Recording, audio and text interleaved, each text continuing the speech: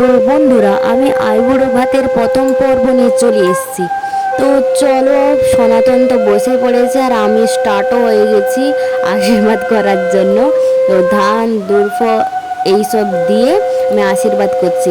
এই first time আমি কাউকে আশীর্বাদ করছি।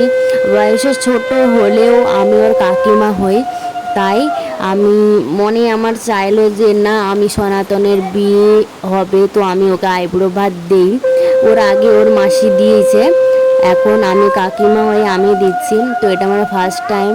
এর আগে কখনো এরকম সিচুয়েশন আমি পড়িনি, এই ফার্স্ট টাইম দিচ্ছি। তাই আমি দিদিদেরকে আরও যারা আছে পিসিরা মারা সবাইকে আমি জিজ্ঞাসা করে করে দিচ্ছি, কারণ আমি তো জানি না কেমনভাবে কি করতে হয়, এটা ফার্স্ট টাইম, তাই জিজ্ঞাসা করে দিচ্ছি।